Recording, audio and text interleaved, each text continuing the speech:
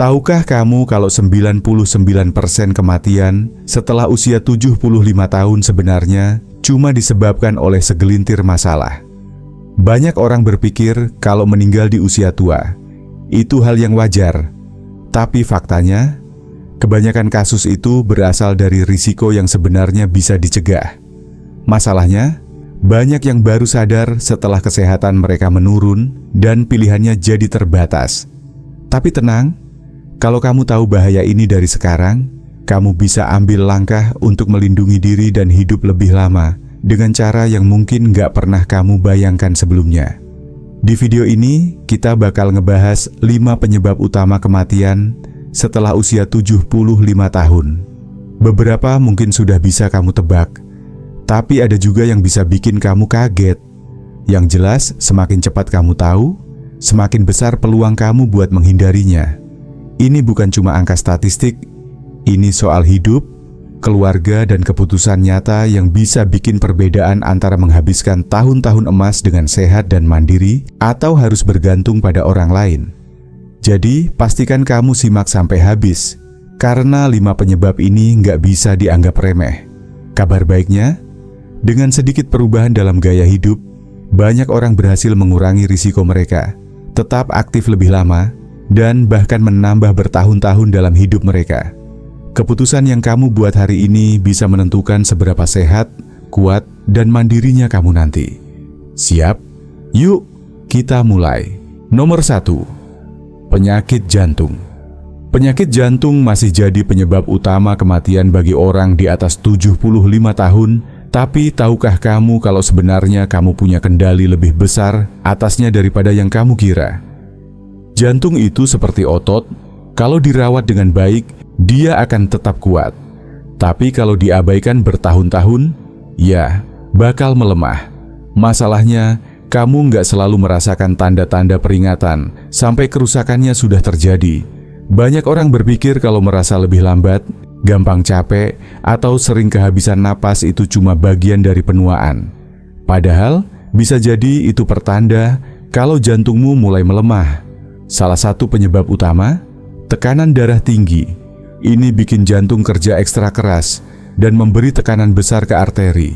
Dan yang bikin repot, tekanan darah tinggi ini sering datang tanpa gejala. Nggak ada rasa sakit, nggak ada peringatan. Tahu-tahu, serangan jantung atau stroke datang tanpa diduga. Itulah kenapa banyak orang yang awalnya merasa baik-baik saja, tiba-tiba harus masuk rumah sakit. Makanan juga berperan besar. Puluhan tahun makan makanan olahan, kebanyakan garam, atau lemak nggak sehat bisa bikin arteri tersumbat, sirkulasi terganggu, dan jantung makin lemah. Dan ini bukan cuma soal menghindari makanan buruk, tapi juga tentang memastikan kamu makan makanan yang benar-benar menyehatkan jantung. Jantung butuh nutrisi yang tepat supaya tetap kuat. Lalu ada kurangnya aktivitas fisik. Jantung itu nggak didesain buat nganggur. Kalau kamu jarang gerak, sirkulasi melambat, otot melemah, dan jantung nggak dapat latihan yang dibutuhkan. Tapi jangan khawatir, kamu nggak perlu lari maraton. Jalan santai, peregangan, atau bahkan latihan ringan dari kursi sudah cukup buat bikin jantung tetap aktif dan sehat. Kesalahan terbesar yang sering dilakukan orang, menganggap penyakit jantung itu takdir. Banyak yang berpikir, orang tua saya juga kena, jadi pasti saya juga. Padahal, kesehatan jantung itu lebih banyak dipengaruhi oleh kebiasaan sehari-hari daripada faktor keturunan. Jadi, kalau ada satu hal yang perlu kamu ingat, kamu punya kendali lebih besar atas kesehatan jantungmu daripada yang kamu kira. Pilihan yang kamu buat hari ini bisa menentukan seberapa kuat jantungmu di masa depan. Dan kabar baiknya, nggak pernah ada kata terlambat buat mulai menjaga jantung. Waktu terbaik buat melindungi jantungmu sekarang. Nomor 2, jatuh dan cedera. Kebanyakan orang mengira ancaman terbesar bagi kesehatan di usia 75 ke atas adalah penyakit. Tapi tahu nggak, salah satu risiko paling berbahaya justru jatuh. Cuman butuh satu langkah salah, 1 detik pusing, atau 1 lantai licin, dan segalanya bisa berubah dalam sekejap. Patah tulang pinggul, cedera kepala, bahkan memar kecil bisa berujung jadi masalah serius. Dan yang bikin ngeri, Jatuh adalah salah satu penyebab utama kematian akibat cedera pada lansia. Setiap tahunnya, jutaan lansia harus ke IGD gara-gara jatuh.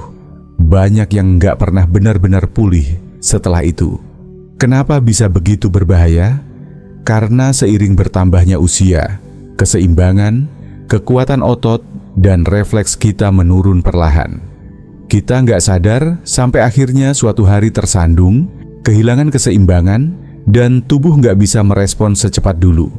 Dan yang bikin lebih buruk, ketakutan jatuh justru bikin orang lebih rentan jatuh. Banyak lansia yang jadi takut bergerak setelah hampir jatuh sekali.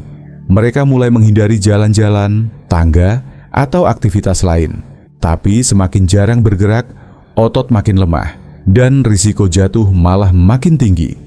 Tapi ada kabar baik, jatuh bukan takdir. Ada banyak cara mudah untuk menghindarinya. Latihan keseimbangan dan kekuatan. Otot yang kuat bikin tubuh lebih stabil, bikin rumah lebih aman. Pakai pencahayaan bagus, karpet anti-selip dan pegangan tangan. Cek efek samping obat. Beberapa obat bikin pusing atau menurunkan tekanan darah. Jadi pastikan tubuhmu bisa beradaptasi dengan baik. Jangan sampai jatuh merenggut kemandirianmu. Dengan langkah pencegahan yang sederhana, kamu bisa tetap aktif, sehat, dan menikmati hidup lebih lama. Nomor 3. Penyakit pernapasan. Kita jarang mikirin soal bernapas, sampai akhirnya jadi susah. Setelah usia 75 tahun, paru-paru kita nggak sekuat dulu, dan masalah kecil bisa berubah jadi serius dengan cepat. Apa yang awalnya cuma batuk ringan, bisa berujung jadi infeksi, rawat inap, atau lebih buruk lagi. Salah satu penyakit yang sering diabaikan, penyakit paru obstruktif kronis yang meliputi emfisema dan bronkitis kronis. Saluran udara makin meradang dan menyempit, bikin napas jadi lebih berat. Banyak yang menganggap batuk terus-menerus atau sesak napas itu hal biasa di usia tua, padahal itu bisa jadi tanda bahaya. Lalu ada pneumonia. Ini bukan sekadar flu biasa. Buat lansia, pneumonia bisa berbahaya banget. Sistem imun yang melemah bikin infeksi menyebar lebih cepat, dan bagi banyak orang, pneumonia adalah awal dari penurunan kesehatan yang drastis. Apa yang bikin kondisi ini makin buruk? Kualitas udara buruk, debu, polusi, asap rokok, atau jamur bisa memperparah masalah pernapasan. Kurang gerak, paru-paru butuh latihan supaya tetap bekerja maksimal. Kalau terlalu banyak duduk, lendir bisa menumpuk, bikin paru-paru lebih rentan terhadap infeksi. Kurangnya vaksinasi, vaksin flu, pneumonia, dan lainnya bisa mengurangi risiko infeksi berat, tapi masih banyak yang meremehkannya. Jadi, apa yang bisa kita lakukan? Tetap aktif. Jalan kaki atau latihan ringan bisa bikin paru-paru tetap kuat. Jaga kualitas udara di rumah. Pakai pembersih udara dan hindari asap rokok. Pastikan vaksinasi lengkap.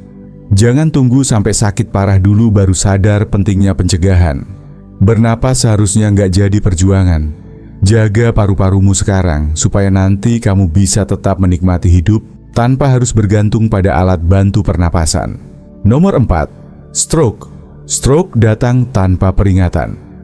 Dalam 1 detik, hidup bisa berubah total. Ini adalah salah satu penyebab utama kematian setelah usia 75 tahun dan sayangnya tidak selalu ada kesempatan kedua. Tapi tahukah kamu, hingga 80% stroke bisa dicegah. Itu berarti pilihan yang kamu buat hari ini bisa menentukan apakah kamu tetap sehat dan mandiri atau menghadapi peristiwa yang mengubah hidup. Apa yang sebenarnya terjadi saat stroke? Stroke terjadi ketika aliran darah ke otak tersumbat atau pembuluh darah pecah. Begitu otak kekurangan oksigen, sel-sel otak mulai mati dalam hitungan menit. Semakin lama tanpa oksigen, semakin besar kerusakannya. Ada yang hanya mengalami kebingungan atau kelemahan sementara, tapi banyak juga yang lumpuh, kehilangan kemampuan bicara, atau bahkan meninggal dunia. Faktor utama penyebab stroke: tekanan darah tinggi, tanpa gejala, tapi bisa merusak arteri dan menyebabkan penyumbatan atau pecahnya pembuluh darah. Gangguan irama jantung, Detak jantung yang tidak teratur bisa menyebabkan pembentukan gumpalan darah yang dapat menyumbat aliran darah ke otak. Pola makan dan gaya hidup buruk, terlalu banyak garam, makanan olahan, kurang gerak, watak darah mengental dan sirkulasi melambat. Bagaimana cara mencegahnya? Rutin cek tekanan darah dan konsultasi dengan dokter jika ada kelainan. Jaga pola makan sehat dengan lebih banyak sayuran, kurangi garam, dan perbanyak air putih. Tetap aktif. Bergerak itu penting untuk sirkulasi darah yang sehat. Jangan abaikan stroke mini. Jika pernah mengalami kelemahan di satu sisi tubuh, sulit berbicara, atau pandangan kabur meskipun hanya sebentar, itu peringatan. Segera periksa ke dokter sebelum terjadi stroke yang lebih besar. Stroke bukan takdir. Tindakan yang kamu ambil sekarang bisa menyelamatkan hidupmu. Nomor 5. Penurunan kognitif dan demensia. Salah satu hal paling menyedihkan tentang penuaan adalah saat ingatan mulai memudar, keputusan jadi lebih sulit, dan kemandirian perlahan hilang. Tapi ini nggak terjadi tiba-tiba. Awalnya mungkin cuma lupa di mana naruh kunci atau sulit mengingat nama seseorang. Tapi lama-lama, kesalahan kecil ini bisa berubah jadi sesuatu yang lebih serius, kesulitan mengurus diri sendiri, bahkan membahayakan keselamatan. Kenapa penurunan kognitif itu berbahaya? Demensia dan Alzheimer bukan cuma soal lupa-lupa. Saat fungsi otak menurun, kemampuan menjaga kesehatan juga ikut turun. Lupa minum obat atau makan dengan benar bisa menyebabkan dehidrasi dan malnutrisi. Kecelakaan lebih sering terjadi. Lupa matiin kompor, lupa kunci pintu, atau tersesat bisa jadi bahaya besar. Hilangnya kemandirian. Banyak lansia akhirnya nggak bisa hidup sendiri lagi dan membutuhkan bantuan penuh. Tanda-tanda awal yang sering diabaikan. Sering lupa nama atau kata-kata saat ngobrol. Sulit mengikuti percakapan atau mengingat rencana. Sering salah naruh barang dan gak bisa menemukannya lagi. Mungkin terdengar sepele, tapi ini sinyal dari otak bahwa ada yang berubah. Semakin cepat kita menyadarinya, semakin besar peluang untuk memperlambat penurunan kognitif. Bagaimana cara menjaga otak tetap tajam? Latih otak setiap hari, baca buku, main teka-teki, atau pelajari hal baru. Olahraga rutin bukan cuma buat tubuh, tapi juga bantu aliran darah ke otak. Jangan menyendiri, sering ngobrol dengan teman atau keluarga bisa menjaga kesehatan mental. Makan makanan bergizi, omega 3 dari ikan, antioksidan dari beri, dan sayuran hijau bantu melindungi otak dari peradangan. Penurunan kognitif bukan sesuatu yang tak terhindarkan. Dengan gaya hidup yang sehat, kita bisa tetap tajam, aktif, dan mandiri lebih lama. Jadi, mulai dari sekarang, rawat otakmu seperti kamu merawat tubuhmu. Saat kita mengakhiri video ini, coba luangkan waktu sebentar untuk merenungkan apa yang sudah kita bahas. Penyakit jantung, jatuh, masalah pernapasan, stroke, dan penurunan kognitif. 5 faktor ini menjadi penyebab utama kematian setelah usia 75 tahun. Tapi ada kabar baik. Banyak dari risiko ini bisa dicegah. Kebanyakan orang enggak sadar betapa besarnya kendali yang mereka miliki atas kesehatan mereka sendiri. Dan sayangnya, seringkali kesadaran itu datang terlambat. Tapi Anda berbeda. Anda sudah tahu informasi ini, dan itu berarti Anda punya kekuatan untuk mengambil langkah-langkah yang bisa membuat hidup lebih panjang, lebih sehat, dan lebih mandiri. Jangan fokus pada keterbatasan. Fokuslah pada peluang. Peluang untuk makan lebih sehat. Peluang untuk lebih aktif bergerak. Peluang untuk menjaga pikiran tetap tajam. Peluang untuk mencegah masalah sebelum terjadi. Anda nggak perlu mengubah semuanya dalam semalam.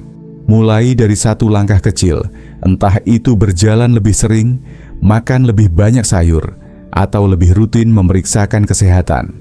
Setiap langkah kecil berarti. Di tahap kehidupan ini, kesehatan adalah aset terbesar Anda. Semakin Anda menjaganya, semakin banyak waktu berkualitas yang bisa Anda habiskan bersama orang-orang tercinta.